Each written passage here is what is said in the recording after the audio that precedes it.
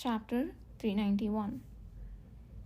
Engaging with the southern countries was something unimaginable currently for the states north of the desert.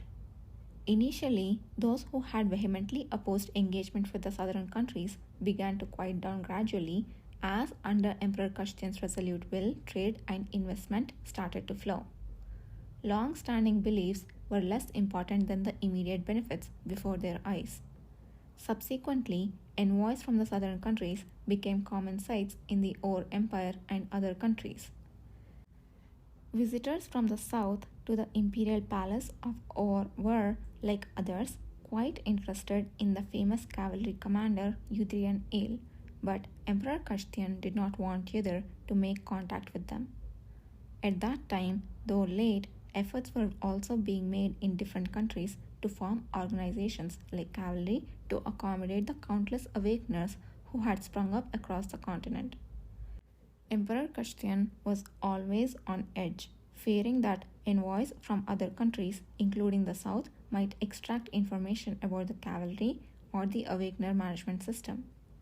Although the emperor was not the originator of the cavalry, highly praised for being the first to recognize and positively control the awakener's power, he wanted to hold that glory in his hands for a long time. Even though it was no less prestigious or powerful, Yudrian Ale's activities were mostly constrained and continued only behind the scenes. There was a context for this. At that time, there was neither the desire to interact with others nor the thought that moving inconspicuously would be better for the future of the awakener and the cavalry, so it seemed acceptable. After all, what good would do to stand out for an institution that existed for Emperor Kashtian and the Ore Empire? But now that choice seemed regrettable. If more interest had been placed in the south and other matters, work would have been much easier now. The fact that the unknown would not be filled even if time were turned back became increasingly frustrating. It's a shame, but there is no helping it. What was important now was not Emperor Kashtian or suspicious southern merchants of the past, but to prevent dangerous goods bought by someone's scheme from spreading throughout the empire. There was not enough time to focus only on assisting Kishir and ensuring that he was safe. Yudhir folded his concerns and reminiscences about unknown southern merchants and looked back at Kishir. The face that had been transformed by the magic tool reverted to its usual smooth and beautiful appearance. But what reflected in Yudhir's eyes were traces of faint moisture, twinkling dimly on the forehead beneath the golden hair. He narrowed his eyes to look more closely at it, and simultaneously Kishir turned his head to meet his gaze. The reflexive smile on his face, narrowing his eyes, was radiant enough that one could not think he had been roaming dangerous places late at night. "Why are you looking at me like that?" "I was thinking about how the commander will handle the secret warehouse tomorrow." Yudhir quickly changed the subject. "Was that still bothering you?" "One cannot follow without knowing anything, right?" "That's true." Smoothly answering, Kishir took off the black cloak he has been wearing as soon as he stepped into the residence. "The task is simple. We will go there tomorrow and switch the items." The man, who had quickly erased traces of his night's outing and returned entirely to his usual self of the Duke Paleta, informed Yudhir in a calm voice. Yudhir was silent for a moment and then slowly questioned back. "If I'm not mistaken, I remember there being far too many items in the warehouse for the three of us to handle, right?" "That's right." "Is there a way to switch out all of those items in such a short time?" "Indeed, no doubt about it." Kishir grinned and gestured. It meant to come closer.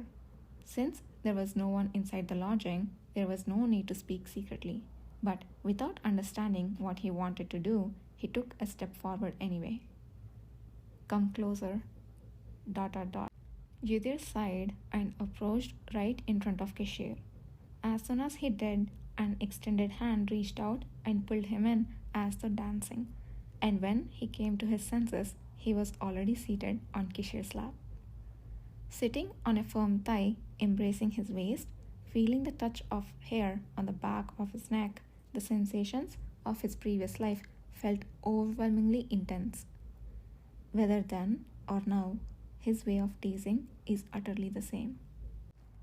What had changed, however, was that if it had been before, Yudhir would have struggled to rise immediately after such an act. But now he sighed and obediently surrendered. If Kishir wanted to talk in this position, it was not something he couldn't accommodate. I thought you would say something, but you're silent. If you want me to be surprised, I can still look surprised now. No, that's fine. A smiling voice came from right behind his neck, a laugh that seemed to dissolve one's defenses and soften the heart. Then a deep breath, as though smelling a fragrance, came from behind him, and somehow his mood became utterly relaxed. So that's it. Yudhir suddenly realized something. The sensations from this act were not simply due to the similar experiences in his previous life. The short and intense contact Kishir had shown when his magic had overflown and he had sought Yudhir late at night was surprisingly similar to what he was feeling now. After all, considering that throughout their brief night out, Kishir had used magic and magic tools, even tapping into the power of the Awakener, it must have been more tiring than usual, even though it didn't appear so. Magic was more exhausting to use than other powers. The fact that Nathan Zuckerman did not show great concern means there must be no problem, but the moisture he has glimpsed on Kishir's forehead earlier was undoubtedly sweat, not a mistake. Dot dot dot. In the rhythmic beating of his heart, mixed with irregularly jumping emotions, words were taken from Yudhir. He waited for Kishir's words, his mouth tightly closed. We don't need to prepare anything for the switch. The items in the warehouse will help us. Dot dot dot. Do you understand what I mean? Indeed, he seemed to understand. Thinking of the numerous magic tools and magic stones piled up inside the warehouse, a spark-like revelation flashed through his mind. He plans to use the magic stones and magic tools there to make the switch. Magic tools could be used by those with almost no magic power. If one had magic power, they could use the magic within the tools more powerfully and delicately. But even without that, the magic of the magic stones that acted as the core of the tools could easily be harnessed. If it wasn't a disposable magic tool, even if the magic within was exhausted, one could use a similar level of magic stone to reuse it. And within that warehouse, there was countless magic tools endowed with various powers and magic stones that could continuously supply energy even when the energy of those tools was exhausted. Yudhir turned his head and faced the playful smile of the man embracing him. This time he could not help but admire the man's cunning purely. Did you have the idea in the brief moment we entered the warehouse? Don't forget that I have a particular expertise in collecting magic tools. The biggest reason people use magic tools is to easily accomplish things that can't be done with human power. Among magic tools, the most common were those endowed with the power of storage related magic that allowed valuable items to be stored in a small space. Next in commonality were tools with camouflage related magic, which hides noble treasures with the eye of from the eye of intruders.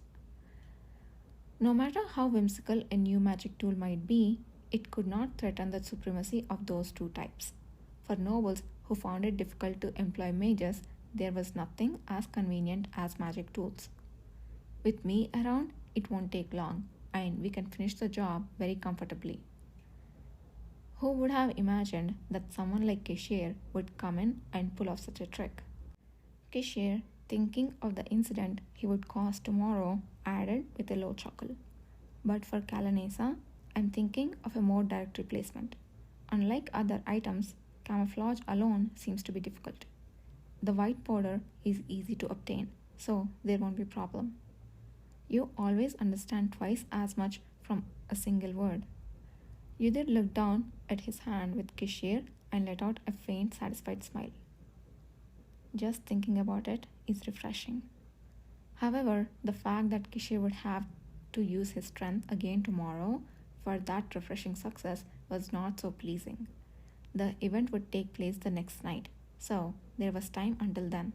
Yudhir resolved to visit Helm and Mixed residence during the day where Enon might be.